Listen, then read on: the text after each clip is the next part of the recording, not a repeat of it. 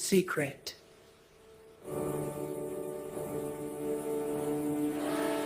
Have you ever wondered what secrets lie hidden in plain sight? In 1849, Georgia Hayes, a free black woman in Richmond, Virginia, stumbled upon something that would chill her to the bone. Something so disturbing that it would make her question everything she thought she knew about freedom, wealth, and human life. Georgia Hayes had spent 12 years copying plantation records for county clerks across Virginia. Her work was precise, quiet, almost invisible. She copied every estate inventory, every bill of sale, every record of property. For most, these were just numbers and names, dry documents with little meaning. But Georgia had a different way of seeing things. She understood that behind every number, behind every word stamped, property, there was a life, a story, a person trapped in a system that saw them as nothing more than an object to buy or sell. It was an ordinary day when she opened a ledger from Hanover County. The ink was still wet from the clerk's copy. Georgia's hand moved over the pages. She recorded names and values. Male slaves valued for their strength, women for their skills in the house or the field. She had copied hundreds of these documents, and she had learned to remain calm, her face blank, her hands steady. But then she saw it. A list of 23 children, all under 10, in the estate of Cornelius Draper. Georgia's hand froze mid-stroke. The quill trembled. Each child was described not for their strength, not for their labor, but for their appearance. Hair as golden as sunlight, eyes as blue as the summer sky, skin fair and flawless. The descriptions were meticulous, almost obsessive. And in bold letters beside each entry, the word, property, marked their value. $800, $900, $1,200 for children who could barely lift a hoe.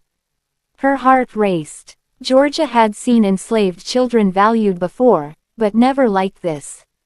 Fancy stock, the term whispered among the enslaved women in Richmond.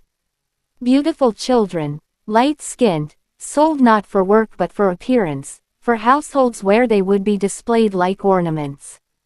Draper specialized in fancy stock. It was legal, it was normal to the world around her, but to Georgia it was grotesque. She returned home that evening, and for the first time in her life, she acted against every principle her father had taught her. Marcus Hayes had purchased his own freedom after 23 years of labor. He had taught Georgia to keep her head down, to work quietly, to make herself valuable but never indispensable. Indispensable people became targets. Georgia had followed his advice to the letter, and it had kept her safe. But now, something compelled her to break that rule. She bought a small notebook with her own money. She copied every detail of the Draper children, names, ages, features, values, carefully, meticulously. She did not know why, but she felt that this record had to be preserved. She could not ignore it. 2 weeks later, she was hired to copy another estate, this time in Chesterfield County. Another planter had died suddenly, leaving 17 enslaved people. Georgia copied the records with her usual care, and then she reached the section listing the children. Ages 4 to 9. Skin nearly white. Hair of spun gold. Eyes blue as the sky. Property. Her heart raced. 2 estates. 2 counties. 28 children described in the same way. She knew coincidences happened, but something about this was different. The descriptions, the values, the sudden deaths of the planters, it all felt deliberate. That night she added the new entries to her private notebook, recording the planter's name, the date of death, the county, the executors' names. She told herself it was just thoroughness, but deep down, she knew she was searching for a pattern. By the end of 1849, her notebook contained 42 names, 42 children ages 3 to 11, all valued extraordinarily, all described with careful attention to their European features. Georgia began mapping the counties, planters, and dates. Hanover, Chesterfield, Goochland, Henrico, Prince George, Dinwiddie, Powhatan, Draper, Fairchild, Harrison, Talbot, Winchester, Bryant, Saunders. She noted connections between planters, membership in the Virginia Agricultural and Mechanical Society, marriages between families, shared seats in the state legislature. Something was emerging. A network of wealth and power, a shadowy system that treated children as both commodity and spectacle. Georgia had stumbled onto a secret hidden in plain sight, a horror that only the careful records could reveal. She knew she had to proceed carefully. Every step outside the expected behavior of a free black woman could bring danger, even death. And yet, she could not stop herself. She had glimpsed a truth that others preferred to ignore. As she sat at her small desk, the candlelight flickering across the pages of her notebook, she made a silent promise. She would uncover the story behind these children. She would trace the threads of this hidden world, no matter how dangerous the path. And she would record it all, so that even if she could not protect the children, their existence, their names, and their suffering would not be erased. This was only the beginning. Georgia Hayes was about to step into a world of secrets, lies, and unthinkable cruelty, a world that powerful men would kill to keep hidden. And in that world, one determined woman would risk everything to follow the truth. If you want to follow Georgia Hayes as she unravels this dangerous secret, make sure to subscribe, turn on notifications, and drop a comment below telling us which city or state you're listening from. The story of the Fancy Children spans Virginia, but echoes of it can be found throughout the American South. The full truth is waiting to be uncovered. Part 2. The program. Some secrets are meant to stay buried, but Georgia Hayes had a habit of noticing things most people didn't. By 1850, she had copied dozens of estate inventories across Virginia. Her private notebook now held 97 names. Children aged 3 to 11, all light-skinned or nearly white, all described in meticulous detail, all appearing in estates of planters who had died suddenly or unexpectedly. At first, she had told herself it was coincidence. Virginia was full of mixed-race children, and high values weren't unheard of. But the sheer number, the repeated patterns across multiple counties, the connections between planters, it all pointed to something deliberate. Something organized. Georgia's instincts, honed by 12 years of reading between the lines of legal documents, told her she was on the edge of uncovering a secret far worse than ordinary cruelty. But she couldn't ask questions directly. Clerks and planters didn't take kindly to probing free black women. She had to be strategic. She had to move carefully. She expanded her business. Letters went out to clerks in Petersburg, Suffolk, Lynchburg, Farmville, offering her services at slightly lower rates than usual. Emphasizing speed, discretion, and accuracy, she quickly gained contracts with courthouses in 8 additional counties. Everywhere she went, she searched for the same pattern. Estate inventories listing children described as nearly white, unusually high values, rapid sales after the death of the planter. By spring, her notebook contained 97 names. It was no longer coincidence. This was systematic. Someone was organizing it. But how? Who was involved? And how were these children produced? Georgia needed answers. She needed to speak with someone who had been inside the system, someone who had witnessed these practices firsthand. It took courage, and weeks of careful observation, before she found the right person. Grace. Grace worked for Malcolm Preston, a wealthy Richmond merchant who considered himself enlightened. He allowed his enslaved workers some freedom, some ability to earn money, and he liked to believe this made him better than other slaveholders. In truth, it allowed him to extract more labor while keeping up the illusion of benevolence. Grace was sharp-eyed, cautious, and careful, a survivor. Georgia had noticed her many times at the market, seeing how Grace assessed situations with the same precise calculation Georgia herself used in copying documents.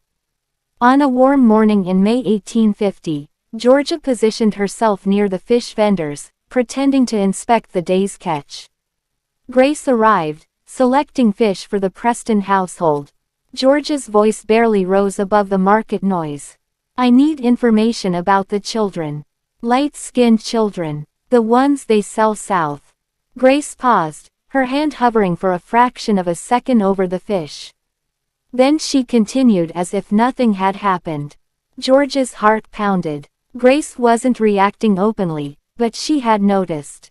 That was enough for now. "Why?" Grace asked finally, her voice low and measured. "I'm finding too many of them in estate records.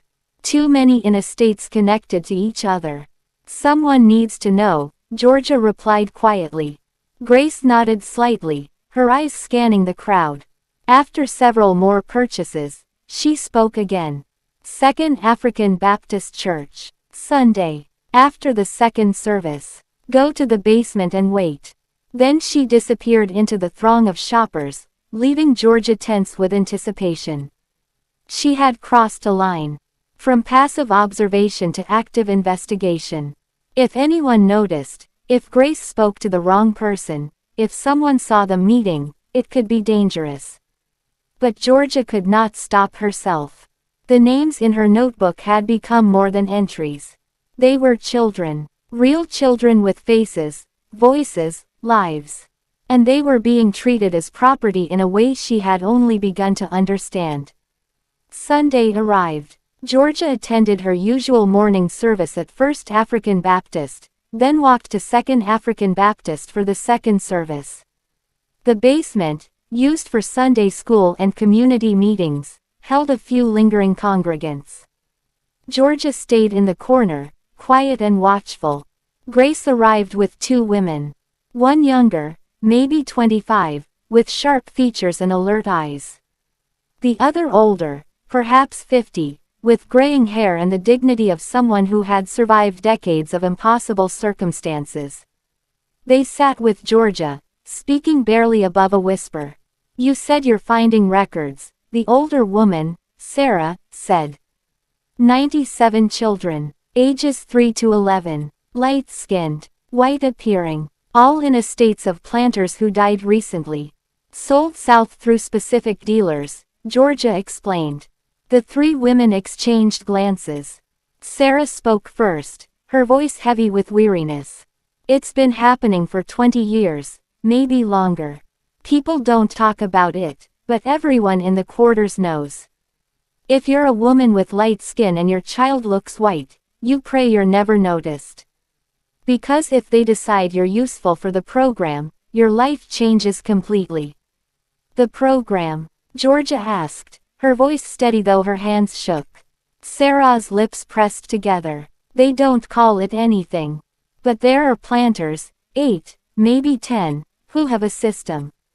They identify women with the right coloring, the right features. They separate them from the others, give them better quarters, better food. They use them deliberately."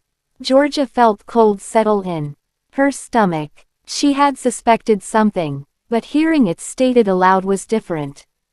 "The children are raised separately," Phyllis added, her voice barely audible. "Special quarters, away from the main slave population.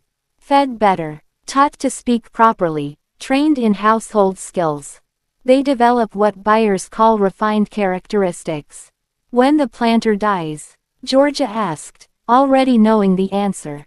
"Sold. Fast. Within weeks. Dealers specialize in this. The fancy trade. New Orleans, Charleston, Mobile. House servants." But Grace shook her head.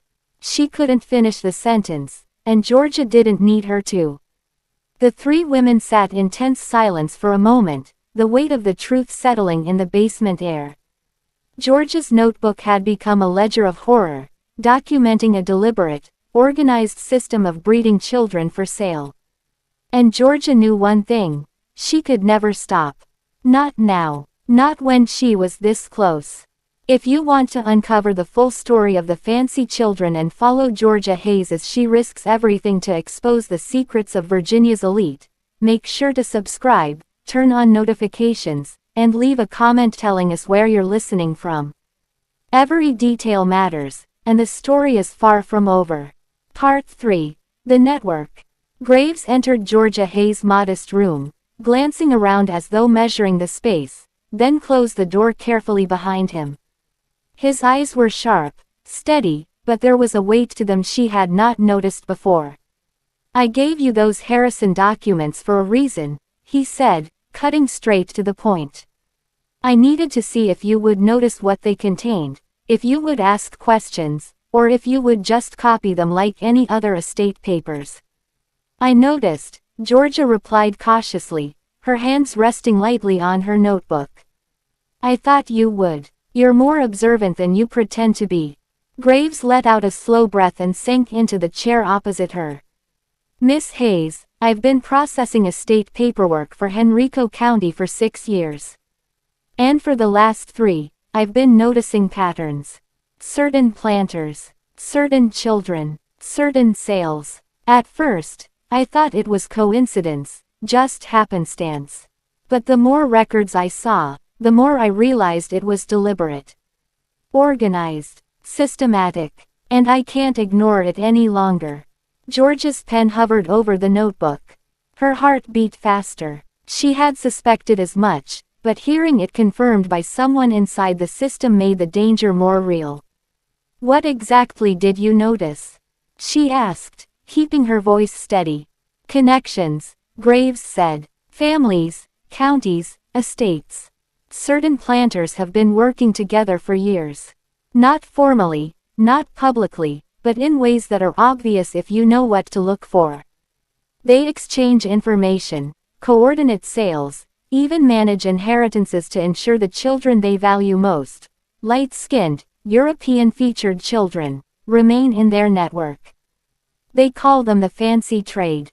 But it's no trade. It's breeding, selection, control." Georgia's fingers tightened around her quill. She had been recording names, dates, and counties, hoping patterns would emerge. Now Graves was confirming what she feared most. The horrors she saw in her notebook were not random acts of cruelty. They were the result of planning. "They use estate deaths to move the children quickly," Graves continued, leaning forward. "Weeks after a planter dies, the children are shipped south through specific dealers. New Orleans, Charleston, Mobile. Only the planters, chosen buyers get them. There's a network of families, agents, and even some clergy who quietly facilitate these sales. They disguise it as normal estate management, but it's not. It's systematic exploitation." Georgia's hand moved automatically over the paper, jotting down everything Graves said. She felt a cold knot in her stomach. The network was larger than she had imagined. She had started to map counties and planters, but now she realized she needed to map families, business partners, even social clubs. Everything connected. "And it's not just the children themselves," Graves added. "The mothers are chosen carefully too. Light-skinned women, those with European features, who live on select plantations. They're kept separate, given better quarters, better food, trained in ways that will produce the traits the buyers want. Sometimes willingly, sometimes not. The point is control. They want to produce children who are valuable, predictable, and easy to sell." Georgia's hand shook slightly. She had already suspected it, but Graves' words confirmed the depth of the horror. These children were raised, trained, and prepared from birth for a life of sale, a life entirely controlled by others. The freedom she had known, fragile and precarious as it was, could not even begin to touch the reality these children faced. "Miss Hayes," Graves said, his voice quieter now, almost a whisper, "I'm telling you this because I need someone like you. Someone careful, observant, who can record what's happening without drawing attention. If anyone finds out you'll be in danger. But if we don't record it, it will vanish. These children's lives, these horrors, they'll be erased. And no one will know what really happened. Georgia swallowed hard. She had already risked herself by copying those records, by keeping a private notebook. She had risked more by meeting Grace and the others in secret. And now, Graves was asking her to take the risk even further. I understand, she said finally. I've already started. My notebook has names, counties, planters. I've been mapping connections. But there are gaps. I need help filling them. Graves nodded, a brief flicker of relief passing over his face. Then we'll work together, carefully, step by step. There's a network that stretches across the state, but also beyond. Families in one county are related to families in another. They serve together in legislatures, meet in social clubs, even in church gatherings. Every detail matters. One small mistake, and they'll notice. They always notice. Georgia's mind raced. She had already begun mapping counties. Hanover, Chesterfield, Goochland, Henrico, Prince George, Dinwiddie, Powhatan. She had listed the planters, names, the dates of death, the executors, the children's ages and features. But now she realized that the planters, families, marriages, political connections, and social affiliations were equally important.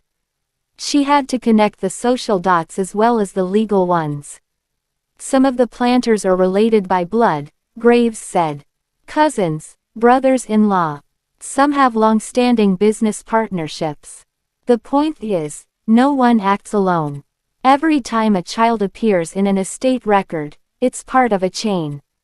A system. A pattern. And if we can prove the pattern exists, we can expose it. Georgia nodded, her resolve hardening. I'll keep recording. Every county, every estate, every child. Names, ages, features, values. And the connections. Families, marriages, political ties. Everything. Good, Graves said, standing. And be careful. No one can know what we're doing. Not the clerks, not the planters, not even other free black residents who might be watched. This has to stay invisible until we have proof strong enough to show the world. Georgia watched him leave, the door clicking shut behind him. The room felt colder now, emptier, but her determination had never been stronger. Every page of her notebook was now more than a record. It was evidence, a ledger of horror, a map of a hidden system that enslaved children, controlled families, and manipulated lives for profit and social prestige.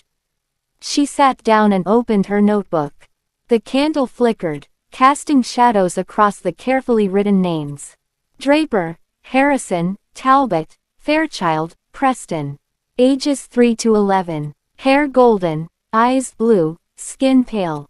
The pattern was undeniable. And now, with Graves' guidance, she would begin to trace the network fully. Each connection she uncovered could bring danger, but it could also bring truth to light. Georgia Hayes had begun a journey that would place her in the heart of a dark system few dared to question. But she would continue, step by careful step, because the children in her notebook deserved to have their lives remembered, their suffering documented, and their story told. If you want to follow Georgia Hayes as she uncovers the full network behind the fancy children and the planters who control them, make sure to subscribe, turn on notifications, and leave a comment telling us where you're listening from. The story is far from over, and every detail brings us closer to understanding the hidden horrors of Virginia's elite. Part 4. The Web. Sometimes the truth hides in plain sight, wrapped in papers, connections, and quiet whispers. Georgia Hayes had already seen horrors most people never imagined, but she was about to discover just how far the planters' web stretched. It began with the families. Georgia had spent weeks reviewing her notebook, her eyes scanning columns of names, ages, counties, and planters. But the ledger was only the surface. The planters themselves moved in patterns. Alliances built over generations, marriages connecting estates, political ties that ensured secrecy. Every detail mattered. She returned to Henrico County that spring, carrying her notebooks and a small satchel of writing tools. Graves had given her a list of planters whose estates she should examine more carefully. Pay attention to family ties, he had said. Marriages, cousins, alliances, anything that could link estates together.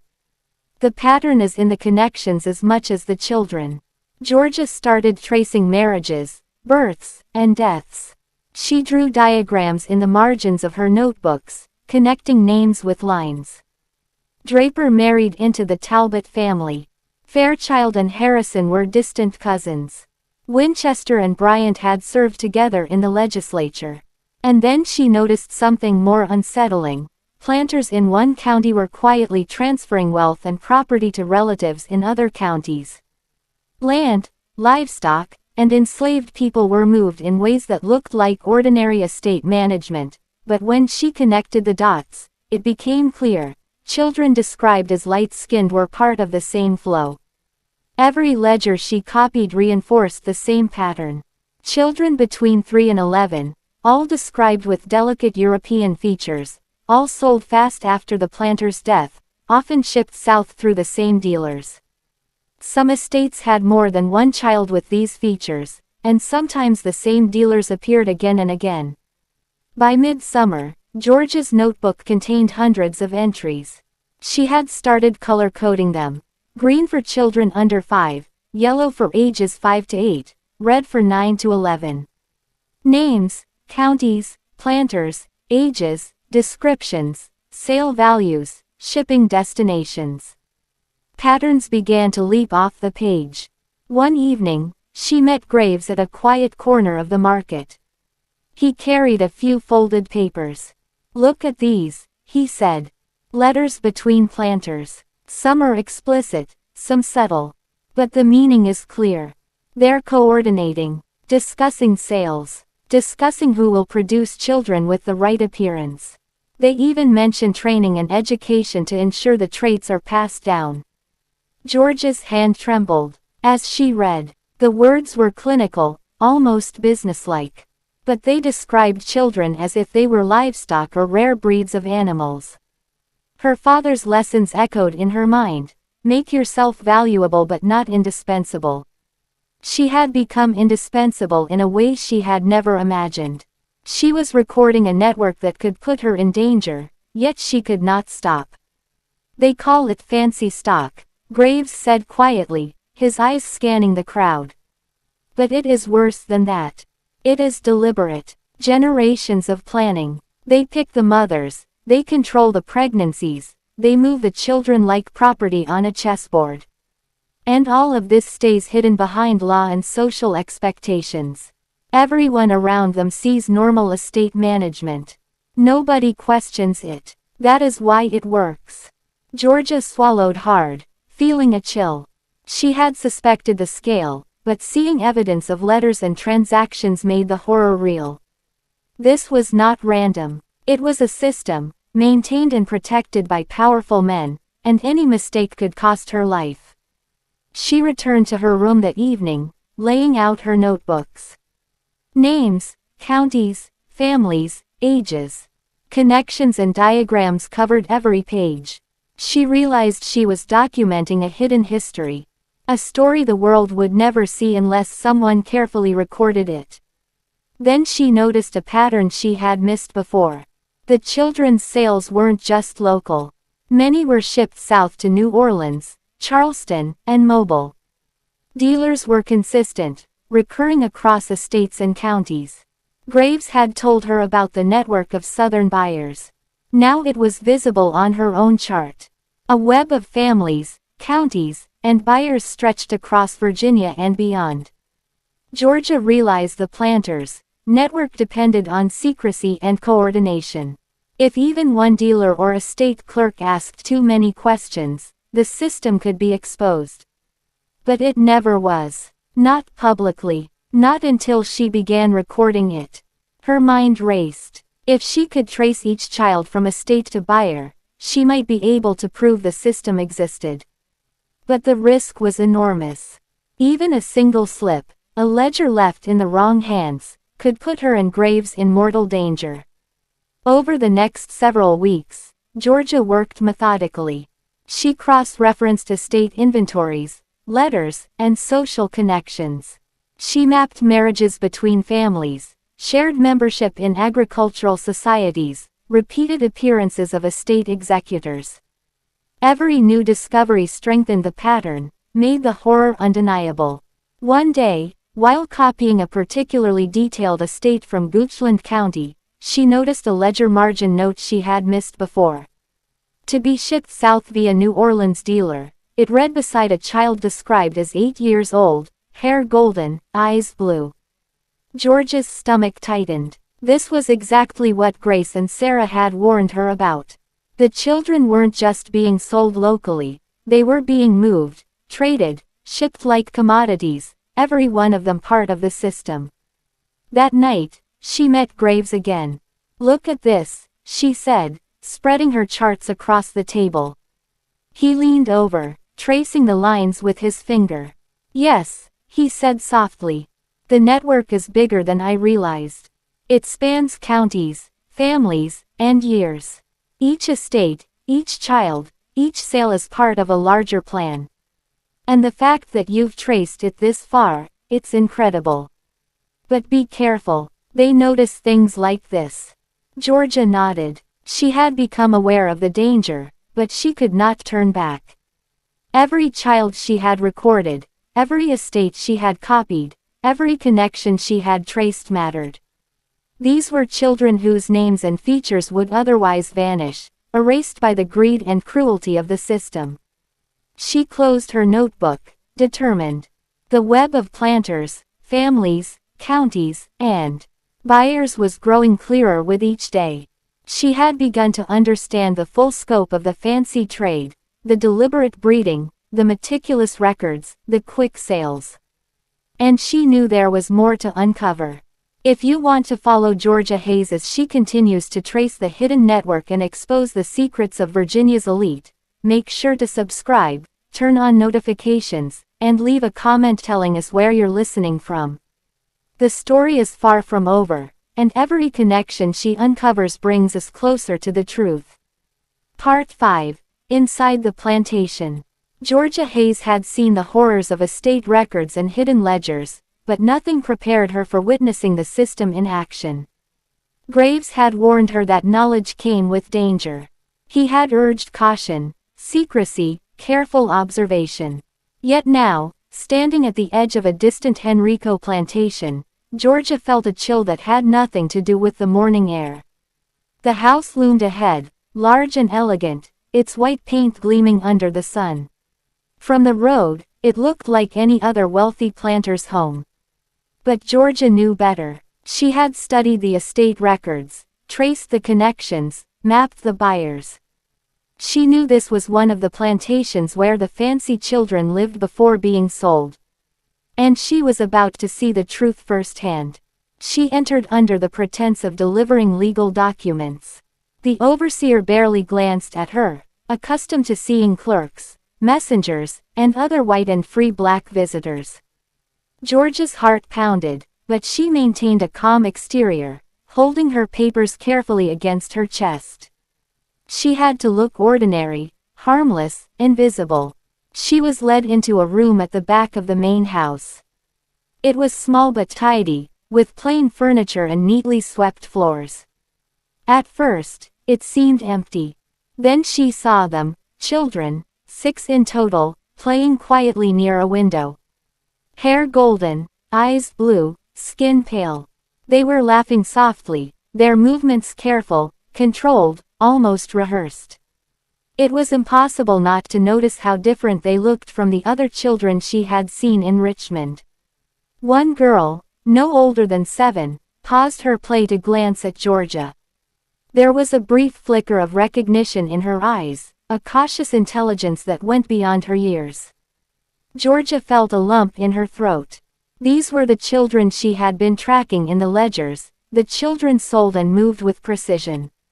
She had seen their names, ages, values on paper, but seeing them alive brought the horror into sharp relief. The overseer cleared his throat. "They're learning manners and reading," he said, his voice clipped. "House training before they're sent to buyers. The master wants them refined." Georgia's pen itched. She had to record what she saw, every detail. The children were dressed neatly, their clothes clean and pressed. They moved in an orderly fashion, their voices polite, almost unnatural for their age. Some were practicing reading from small, well-worn books. Others were taught to serve tea or arrange dishes, skills meant to increase their value as house servants. One boy, about 8, demonstrated how to fold napkins precisely. The overseer smiled. "He has a good disposition. Worth a fine price." Georgia swallowed hard. Each word, each action confirmed what Graves and the women from Second African Baptist had told her. These children were being prepared, trained, and managed for sale. Their lives were not their own. They were assets, property, and the system that controlled them was deliberate and meticulous. She managed to speak with one of the older children quietly, a girl named Clara, though he had to do it in whispers. "Do you like it here?" Georgia asked softly. Clara's hands fidgeted with the hem of her dress. Her voice was barely audible. I don't know. They teach me to be good for people. I try, but sometimes I get tired." Georgia's heart ached. These children had been robbed of ordinary childhoods. Their play, their learning, their very identities were tools for others' profit. She wrote everything down carefully in her notebook, aware that even the smallest mistake could draw attention. Over the following weeks, Georgia made multiple visits under different pretexts, each time learning more about the plantation's inner workings. She observed how the mothers, chosen for their light skin and European features, were treated differently. They lived in separate quarters, received better food, and were closely monitored. Their pregnancies, the timing of their children's births, and the appearances of the infants were scrutinized. She noted the strict routines, the careful attention to appearance, the way children were moved from house to house, from caretaker to caretaker. Each child had a record, a set of instructions for behavior and training. These were not ordinary families. They were carefully controlled assets in a larger system, a cruel plan spanning generations. The more Georgia observed, the more she realized the network was far more organized than she had imagined. Planters communicated subtly through letters and messengers, coordinating which children went to which dealers and buyers. Some children were sent south immediately after a planter's death. Others remained for months under strict supervision, their skills honed until they reached the desired age and refinement. One evening, as Georgia left the plantation, she caught sight of a ledger tucked under the overseer's arm. A quick glance revealed entries detailing children's ages, features, and prospective buyers. The words confirmed everything she had feared. These were the instructions for the network in action. Proof of a system that had operated in secrecy for decades. She returned home that night, her notebook fuller than ever. Each page was now more than a record. It was a map of a hidden system, a ledger of cruelty and exploitation, a testament to the deliberate planning that enslaved children's lives for profit and status. Georgia knew the risk of exposure was greater than ever. If anyone discovered her investigations, she could be accused of trespassing, espionage, or even rebellion. But the urgency of the story, the need to preserve the truth, outweighed her fear. She had to continue. The network's reach was enormous, and the number of children affected was far greater than anyone outside the system could imagine. Each estate she documented, each child she observed, each connection she traced brought the truth closer to light. As she placed her notebook back on the desk, Georgia's resolve hardened.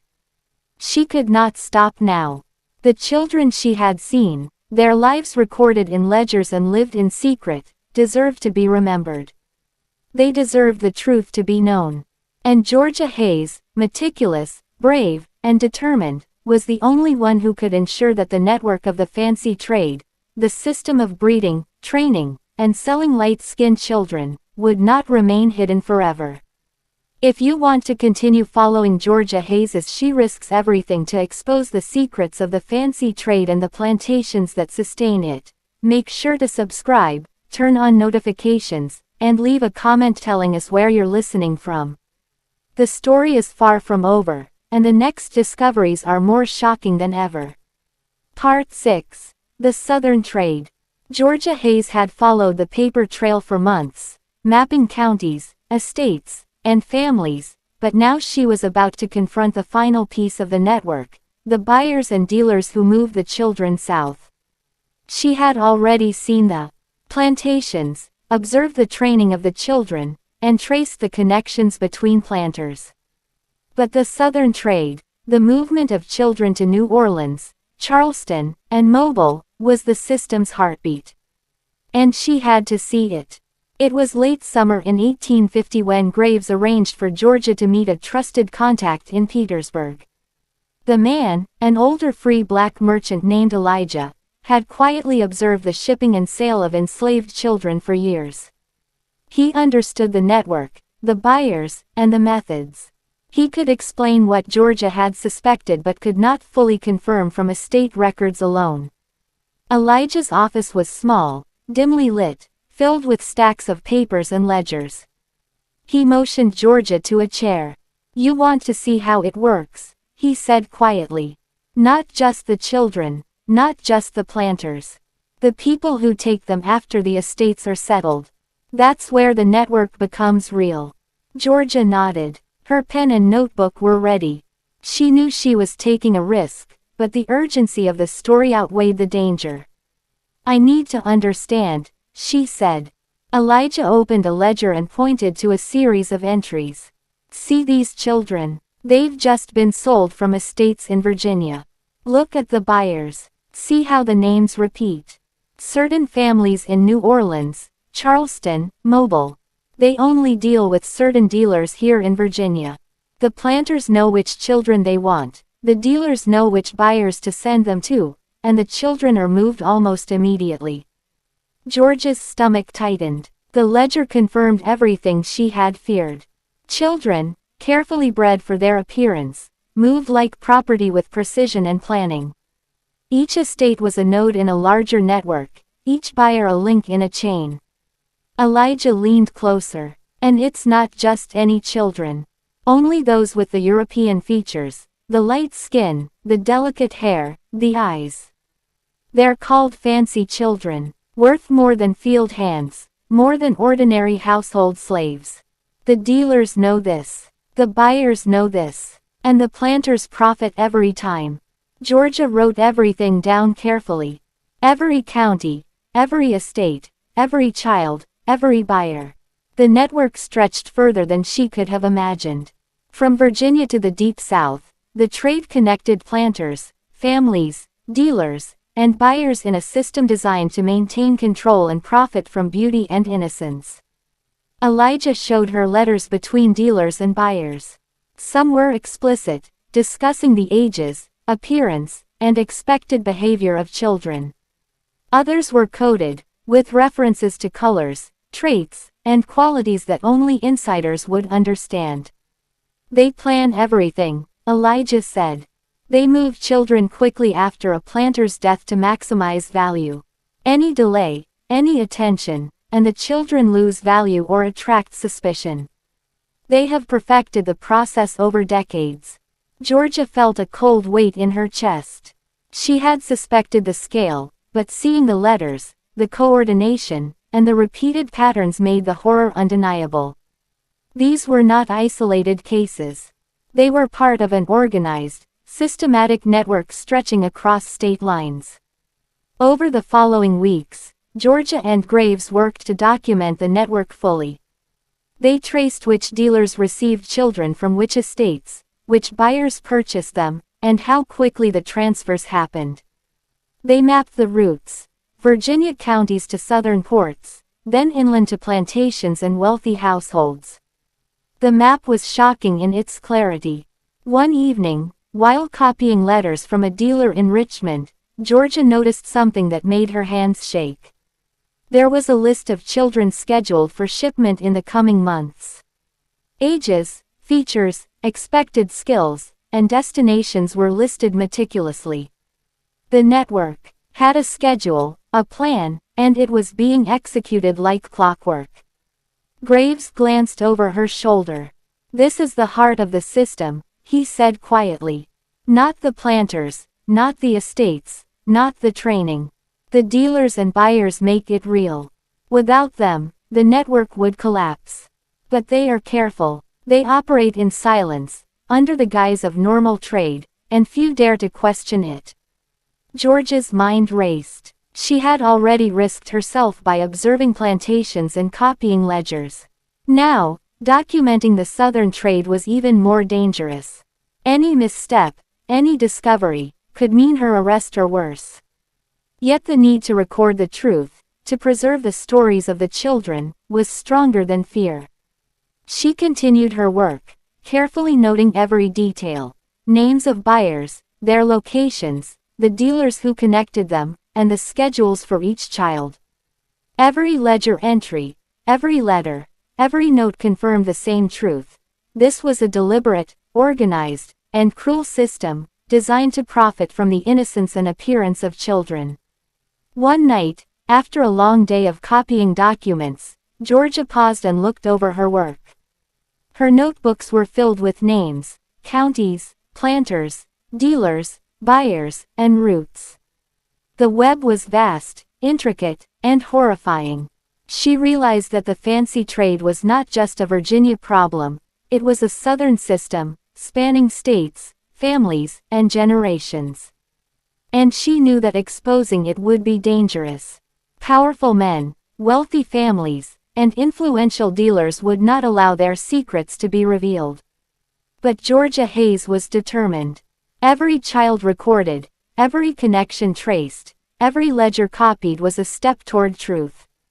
If you want to follow Georgia Hayes as she continues to expose the Southern trade, uncover the networks, and risk everything to reveal the system of fancy children, make sure to subscribe, turn on notifications, and leave a comment telling us where you're listening from. The story is far from over, and the next discoveries are even more shocking and dangerous. Part 7. The money behind the children. Georgia Hayes had followed ledgers, estate inventories, and the Southern trade for months, but now she was about to see the system in a new, chilling light. It was not only the children, the planters, or the dealers who were part of the network. There was something even more deliberate, more calculated. The money, the profits, and the powerful families who protected it. She had returned to Richmond on a humid September morning, notebooks in hand, when Graves handed her a bundle of financial records. They were from estates she had already copied, but these included account books, receipts, and letters between planters and merchants. Graves looked at her carefully. These show how the system really works. The children are only part of the story. The profits, the financial planning, the coordination between families, that is the real engine. Watch closely. Georgia spread the papers on her small desk in her Richmond room. The numbers leapt out at her. Prices for children, especially light-skinned ones, were far higher than those for field hands of comparable age. $800, $1,000, $1,200 for a child under 10. And these were children who could barely perform any labor. Receipts and letters confirmed that the planters had relationships with Southern buyers and dealers, some of them stretching back decades. Certain families in New Orleans and Charleston were repeat buyers, always requesting specific traits: hair, eye color, skin tone, and manners. The children were evaluated almost like livestock, assessed for quality, and priced according to desirability. She noticed another pattern. Payments for these children were recorded differently than ordinary transactions. Some were marked as special accounts or private sales, while others were sent through trusted merchants to mask the transaction. The families involved were careful to avoid scrutiny, keeping the trade's secret from public records wherever possible. Georgia flipped through letters from one planter to another. "I have 5 children ready for New Orleans," one letter read. "Ensure they are properly clothed and trained before shipment. Buyers expect refinement and obedience.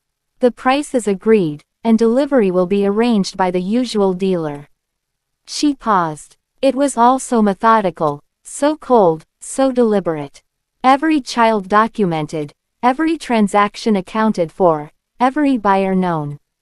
The network was not chaotic or hidden by chance, it was carefully maintained, financially organized, and profitable. Over the following days, Georgia cross-referenced the financial records with her existing notebooks. She drew a new map showing counties, planters, and buyers along with the recorded profits from each child. The scale of the operation became horrifyingly clear.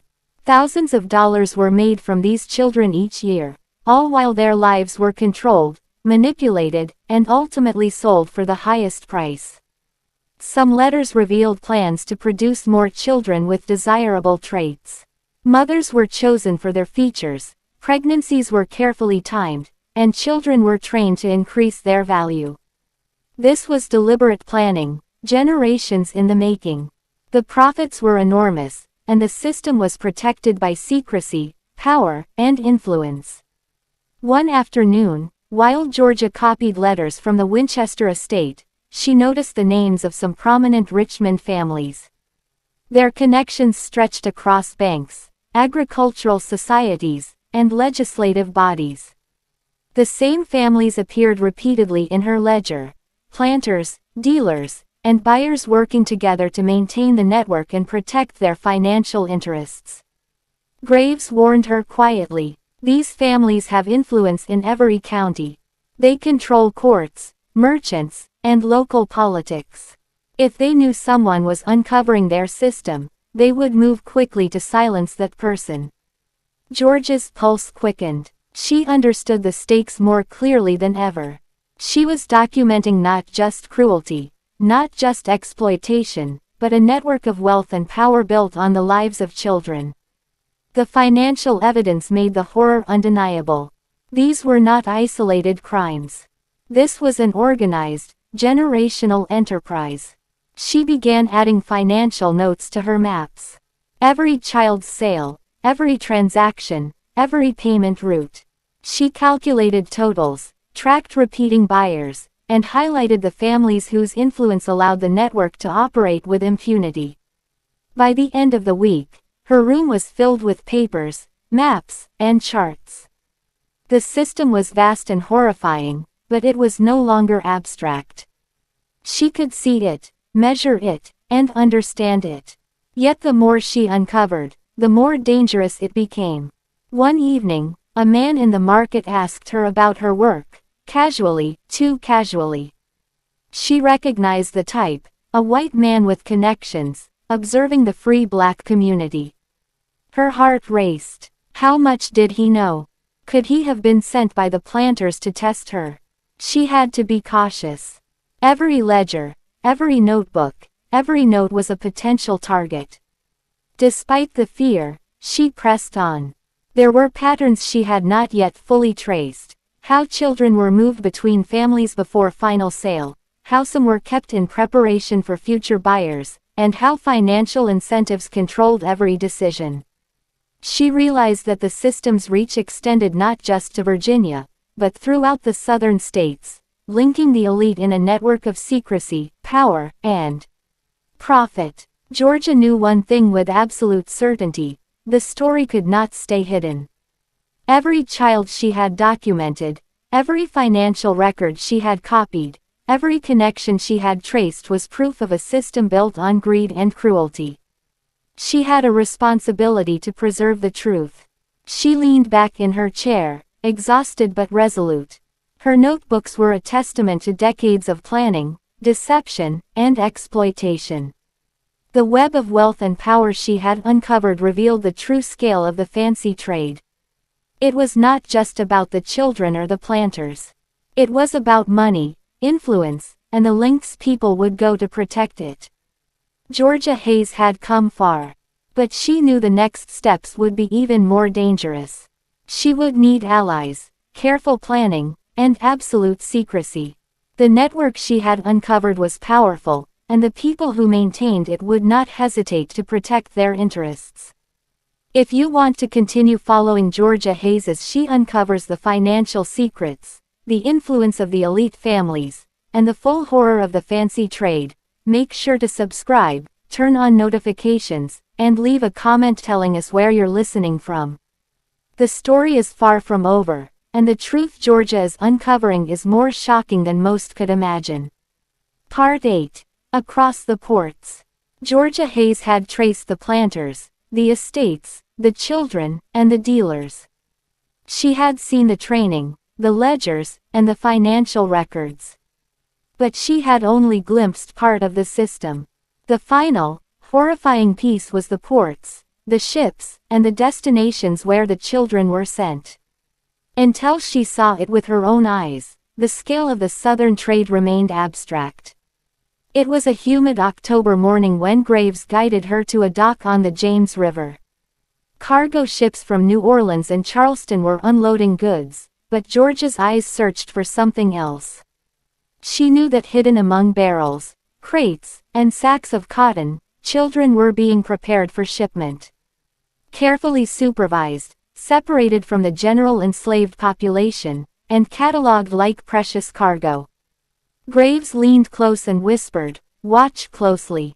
Some of this is hidden in plain sight. The children are moved quietly, often at night or under cover of other shipments. But the papers, the manifests, and the schedules leave traces. That is what we are here to find." Georgia observed as a group of children, ages 6 to 10, were brought to a waiting ship. Their hair was golden, their eyes bright, their posture almost unnatural from training. Overseers and dealers guided them onto the deck, making sure they were neat, quiet, and ready to impress the buyers in New Orleans and Charleston. She noticed the way the children looked at each other, their expressions a mixture of fear and confusion. These were the same children she had traced in ledgers and estate inventories, now part of a network that spanned hundreds of miles. She followed the documents carefully. Shipping manifests, coded notes, and receipts all confirmed what Graves had said. The children were part of the fancy trade, destined for households where their European features and refined training made them valuable. Each shipment was meticulously recorded, and each child had a buyer waiting. Georgia's heart ached as she saw the coordination in action. The network was flawless. Dealers from Virginia liaised with buyers in southern ports. Children were inspected before shipment, assessed for appearance, training, and obedience. The planters profited from these sales, the buyers received their chosen stock, and the children were treated as commodities in a system that thrived on secrecy and planning. She managed to speak with one overseer quietly. "Why do you separate them?" she asked. "Why not keep them with the others?" He looked uncomfortable but answered cautiously. "The buyers pay more for them this way.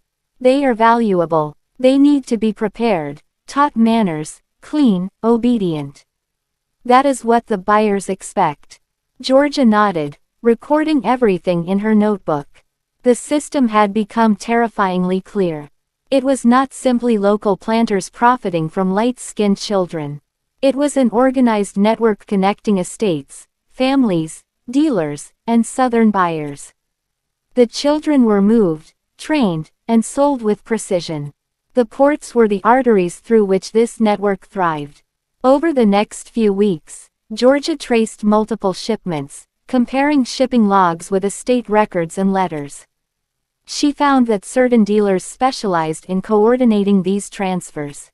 Ships leaving Virginia carried children alongside legitimate cargo, and letters between merchants outlined instructions for care, presentation, and delivery.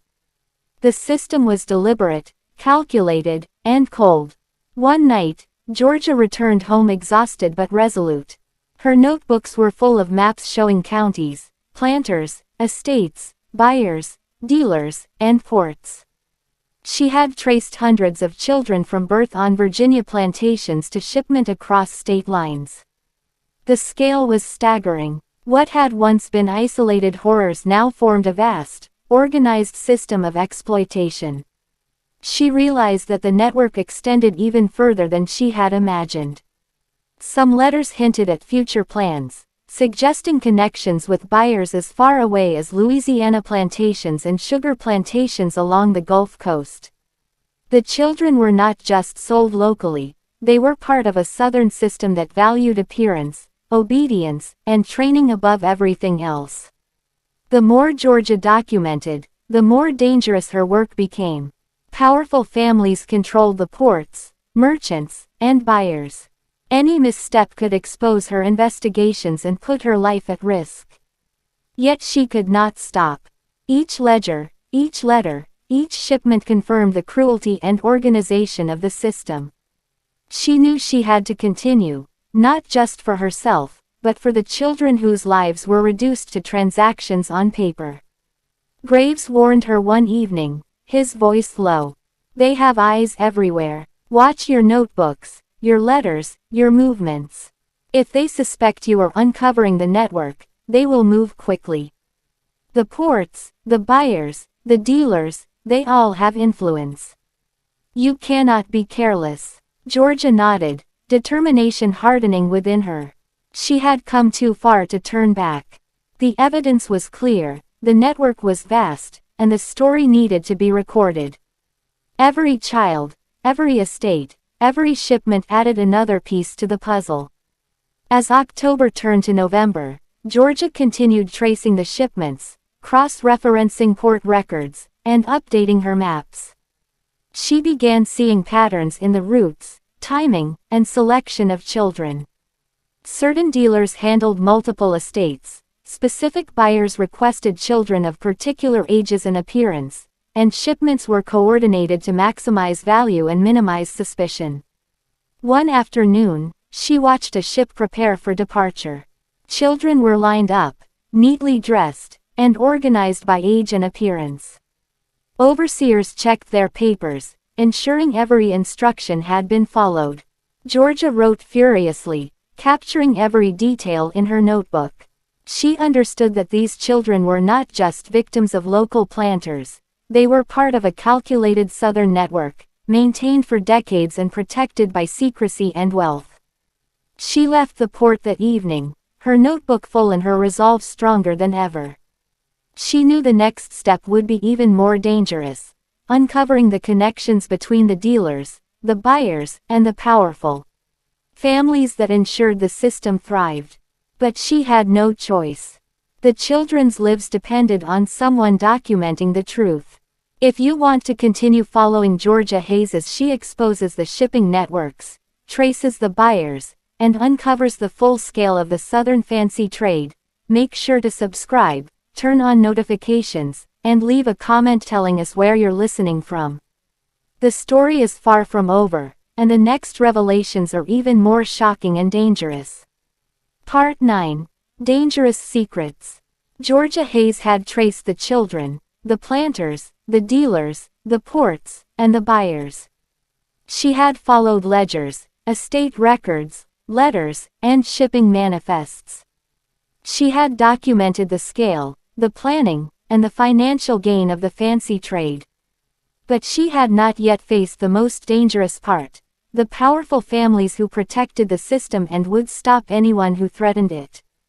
It was a gray November morning when Georgia returned to Richmond after weeks of tracing shipments to the southern ports. Her notebooks were heavier than ever, filled with names, routes, and financial records. Graves met her at the market, his expression grim. "Georgia, you are getting too close. Some of these families have eyes everywhere. They know someone is watching. Be careful. One wrong move, and they will come for you." Georgia nodded but did not look away. Fear had sharpened her focus. She understood that the stakes were higher than ever. If she was discovered, she could lose everything, her freedom, her livelihood, even her life. Yet the truth demanded to be preserved. The children she had followed, traced, and observed deserved someone to remember them, someone to record their stories. Over the next days, Georgia focused on connecting the final dots. She studied the financial records and letters for references to influential families in Richmond and Virginia. She realized that the system was not only about planters and dealers. Prominent political leaders, merchants, and landowners were actively involved. They protected the dealers, ensured the shipments, and ensured the children reached Southern buyers safely. These families were deeply invested financially and socially, and they maintained the system with careful secrecy. One evening, Georgia returned home to find a note slipped under her door.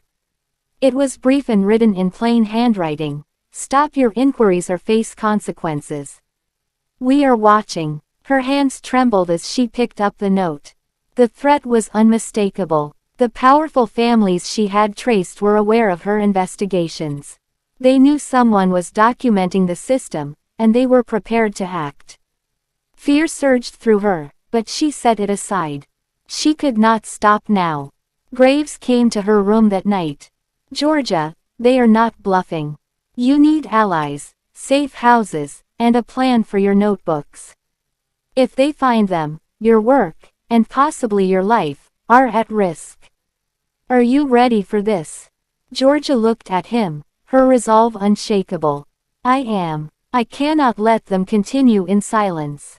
I have to record the truth, no matter the cost." Over the next weeks, Georgia worked carefully. She copied sensitive records in secret, stored them in hidden compartments in her room, and memorized key details to reduce the risk of losing her work. She visited contacts like Grace, Phyllis, and Sarah discreetly, sharing only what was necessary and ensuring that everyone remained cautious. Her investigations led her to uncover direct connections between the wealthy families in Richmond and the dealers coordinating shipments of the children. Letters revealed personal involvement. Some family members purchased children regularly, requested specific traits, and even inspected them before final sale. Others funded the shipments, ensured the children, and provided logistical support to ensure the network ran smoothly. One evening, while copying letters from a prominent family in the city, Georgia noticed a shipment scheduled for New Orleans. The buyer was a wealthy merchant with political influence, and the letters were explicit about the children's traits, skills, and behavior. She realized that this was not just a trade, it was a network controlled by elites who had power over courts, merchants, and communities. The reality hit her harder than ever before. The network she had uncovered was protected by influence, wealth, and fear. These families had the means to silence anyone who posed a threat. The lives of the children were secondary to profit and status. One night, as Georgia returned home, she felt a presence behind her. She turned and saw a man watching from the shadows, his coat dark against the dim streetlight. She quickened her pace, heart pounding, and reached her room safely. But the encounter reminded her that the danger was real and immediate. Her investigations had placed her in the crosshairs of powerful people who would not hesitate to act. Despite the threats, Georgia continued. She developed new methods to document the network while minimizing risk. She memorized details, stored copies in hidden locations, and communicated with trusted contacts using coded language. Her notebooks became more than records, they were a lifeline, a map of the system that could be used to expose the truth if ever it became safe to do so. She realized that the story of the fancy trade was not just about cruelty or profit. It was about power, secrecy, and control. Every estate she had documented, every child she had traced, and every shipment she had observed was a testament to the deliberate and calculated nature of the system. Graves warned her again. "You are close to uncovering everything, Georgia. But you must be careful. If the families behind this network sense you are about to expose them, they will act quickly. Your notebooks, your memory, even your freedom, they will all be at risk." Georgia's determination did not waver. She understood that documenting the full truth meant confronting danger directly. The children's stories, the financial evidence, and the personal involvement of the powerful families could not be hidden.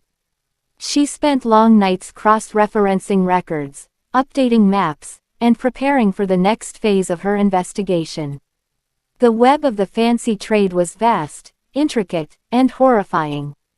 It connected estates, planters, dealers, ports, buyers, and elite families. The network was deliberate, organized, and protected by fear and influence. But Georgia knew that the truth had to be preserved. Every child she had traced, every family she had documented, and every shipment she had observed was evidence of a system that operated in darkness. Someone had to record it. Someone had to remember it. If you want to continue following Georgia Hayes as she uncovers the full extent of the powerful family's involvement, risks her life to document the network, and prepares to expose the fancy trade to the world, make sure to subscribe, turn on notifications, and leave a comment telling us where you're listening from. The story is nearly complete, and the final part reveals the shocking consequences of Georgia's investigations. Part 10. The Reckoning. Georgia Hayes knew that the final step of her investigation would be the most dangerous. She had traced the children, the planters, the dealers, the ports, the buyers, and even the powerful families who protected the network. Her notebooks contained the evidence of decades of cruelty, organized with precision, greed, and secrecy. But now, the people she had uncovered knew that someone was watching, documenting, and remembering. It began on a cold December evening. Georgia returned home from copying estate records to find her door slightly ajar. Her heart raced, but she stepped inside carefully. Her notebooks, carefully hidden in a false compartment in her desk, were untouched. Whoever had been here had not taken them yet. She knew that was a warning. Graves arrived shortly after, slipping through the shadows as he always did. His expression was grim. "Georgia, they are closing in. The families know someone is documenting their system. You have to be careful. You cannot confront them directly." "Not yet." Georgia nodded, determination in her eyes. She had come too far to stop now. The children's stories, the financial records, the shipping networks, and the elite involvement had to be preserved. She would not let fear silence her. Over the next few days, Georgia prepared. She memorized the most critical details, made multiple hidden copies of her notebooks, and arranged secret locations where trusted allies could store parts of the evidence.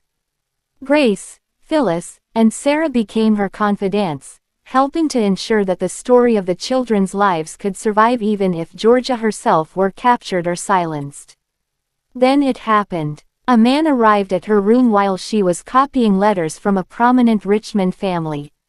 He was well-dressed, calm, but Georgia could feel the threat in his eyes. He introduced himself as an agent of the families she had uncovered. He did not raise his voice. He did not threaten directly. But the message was clear: stop your work, or face consequences you could not escape. Georgia stood her ground. Her voice was steady. "I am documenting the truth. I cannot stop. The children, the estates, the shipments, they all need to be remembered. If you stop me, history will remember your silence, not your power." The man studied her, then left without a word. The warning had been delivered. But Georgia refused to retreat. If anything, the danger made her resolve stronger. Over the following weeks, she worked even more carefully, using coded notes, hidden compartments, and memorization. She continued to trace shipments, document buyers, and map the financial networks. She even found letters indicating that the network's reach extended beyond Virginia and the southern states, linking families, merchants, and planters across the country. The scale of the system was horrifying, but now fully visible. One night, Graves brought news of a crucial discovery. "Georgia, I have found the ultimate ledger. It details every child sold in the past 20 years, including those you have already traced and many more. It lists counties, planters, buyers, prices, and shipping routes. If this is preserved, the truth cannot be hidden. Georgia's hands trembled as she opened the ledger. It was larger than anything she had seen, filled with meticulous entries. She realized that this document could expose the network completely. It could finally tell the story of the children whose lives had been reduced to numbers and prices. But danger was immediate. Graves warned her again. This ledger will make you a target. They will come for it, and they will come for you. You cannot move it alone. Georgia nodded. She devised a plan. She and her allies carefully transported the ledger to a secure location outside of Richmond. Hidden behind false walls and secret compartments, it became a testament to the cruelty, greed, and secrecy of the fancy trade. With the ledger safe, Georgia knew she could finally begin to share the story. She contacted trusted journalists, abolitionists, and community leaders, carefully revealing the evidence without exposing herself or her allies. Letters, accounts, and corroborated testimonies slowly began to circulate, creating awareness of the system she had uncovered. The truth was staggering. Children, light-skinned or European in appearance, had been deliberately selected, trained, and sold for profit for decades. Planters, dealers, merchants, and elite families had maintained a network that crossed counties, ports, and states. The fancy trade was not random, it was organized, calculated, and protected by power and fear. Yet despite the danger, Georgia felt a sense of accomplishment. She had preserved the evidence. She had documented the system. She had ensured that the world could not easily forget what had happened. The children she had traced, though lost to the system, now had witnesses to their lives, and the horrors of the fancy trade could no longer remain entirely hidden. In the weeks that followed, whispers of the ledger's contents began to spread. Investigations started quietly in multiple states. Communities began to understand the scale of the cruelty, and historians later would use Georgia's meticulous work to uncover the full story. Georgia Hayes never sought fame or recognition. She remained in Richmond, continuing her work as a copier, quietly observing and documenting. But her notebooks, maps, and the ledger she had preserved became a permanent record of a system built on greed, cruelty, and secrecy. She had faced threats, danger, and powerful adversaries. She had risked everything to preserve the truth. And in doing so, she ensured that the stories of those children, their lives stolen and their futures manipulated, would never be forgotten. As Georgia sat in her small room one evening, she looked over her notes and maps, tracing the routes, the families, and the children. The horror of what she had uncovered remained with her, but she also felt a deep sense of purpose. The truth, at last, had been preserved. If you want to fully honor Georgia Hayes' bravery, and follow the hidden history of the children she fought to remember, make sure to subscribe, turn on notifications, and leave a comment telling us where you're listening from. The story may be finished, but remembering the truth, sharing it, and learning from it is how we honor those who lived through this dark history.